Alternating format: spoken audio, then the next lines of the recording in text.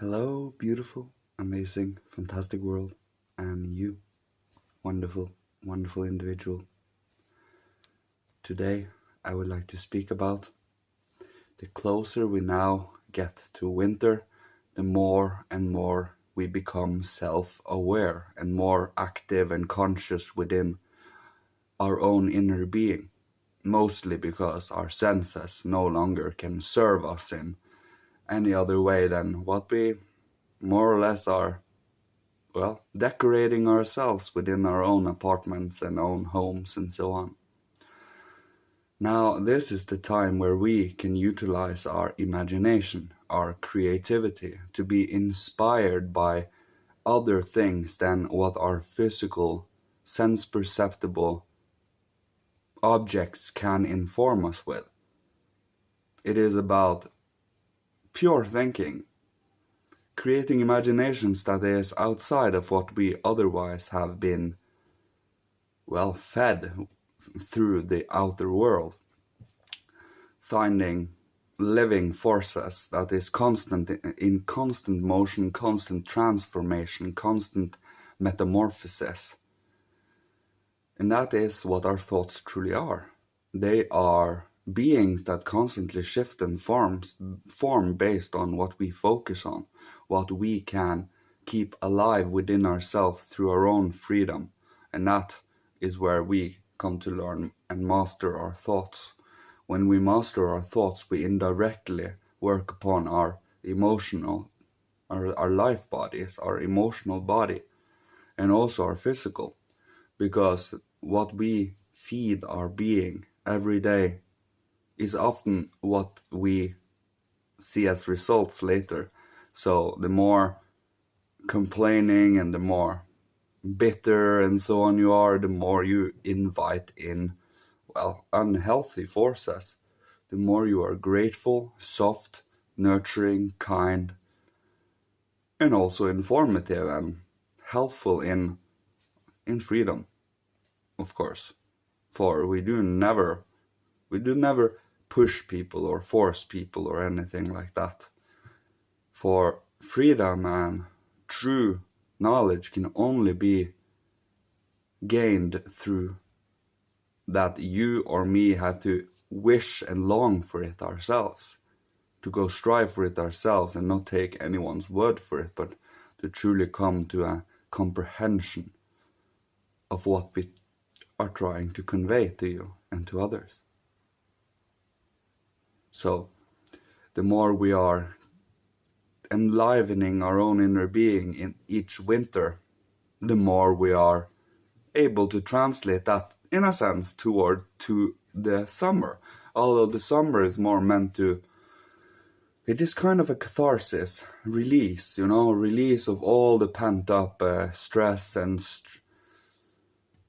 and inner turmoil and such that might have come up in winter is released in summer as a matter of countermeasure.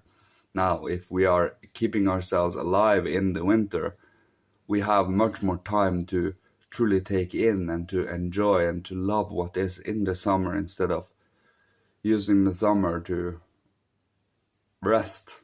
You can use the summer to live, although every moment to its time, right? It is about feeling oneself and what is necessary in each season.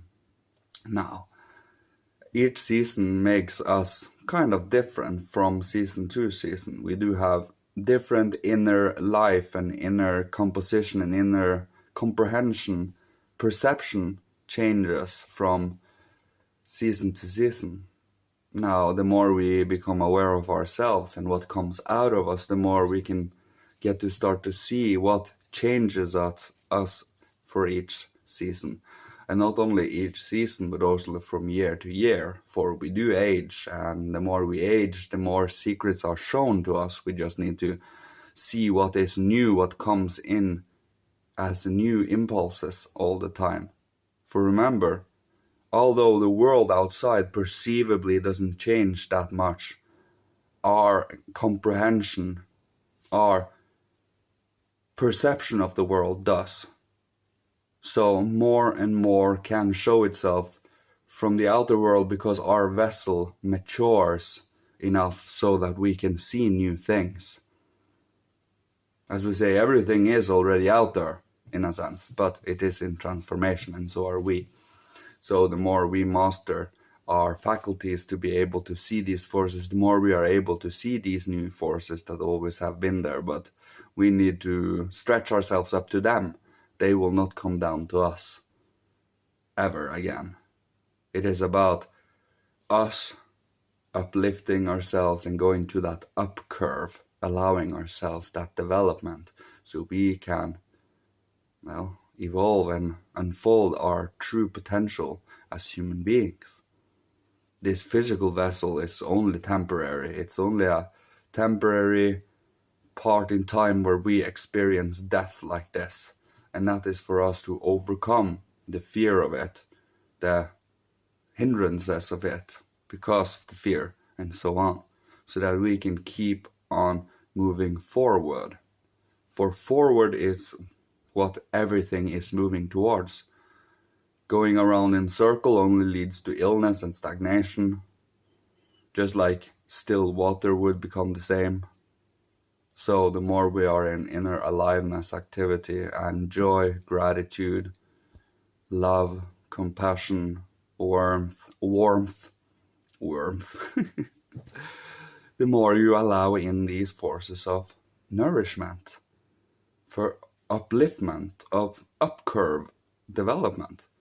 The more we are feeding into helplessness, hopelessness, and downright disrespect to reality and to God, and so on, obviously you would invite in less than favorable forces, because you are becoming one of them in a sense while you do it. So, passive resistance to the ugly and to the immoral in a sense. And that is what each and every individual one of us is striving towards being able to do. For we are by no means immune, but we also have the power to develop this defense system for not allowing in these, not allowing them into our soul, to our spirit, and to entertain them. For it can often become, well, physical ailments over time, so to not entertain them too much. And when we do, we catch ourselves in doing so. Being self-aware, alive, awake, and also loving and nurturing, knowing that you are taken care of, knowing that you are protected and guided by the higher forces as long as you strive and have a burning longing for this knowledge. For they by no means take trivially you having made that choice, taking one step at a time, moving forward. If nothing else, they are so happy that you did so, that we did so, and they will keep on supporting us as long as we take that choice and make that choice from day to day. And of course, staying warm, staying soft, staying compassionate, and, well, and holding oneself strong to that. Of course, easier said than done, but it is a challenge worth following, because in the end it transforms our soul and spirit, and our body follows when the time is right. For we do constantly develop. It is not a single moment where things stand still, ever. The closest we get is when we are asleep, but that is already cut out of our tableau of life experiences when we go through them after we pass through the gate of death. One third of our life disappears from our tableau, obviously, because we are asleep a third of our lives. But I digress. It's about what we do when we are awake, alive, and conscious. That is what we will go through when we pass through the gate of death. And how we treated others, how others felt while we did so. So that is also why awakening how does that other person feel? And that ability to put oneself in another person's shoes, to feel their joy, their pain, their struggles, and so on, as one's own. And when someone feels joy, you also have that as joy in yourself, because you love and you relish in seeing others win in life, and feel pain when others feel pain.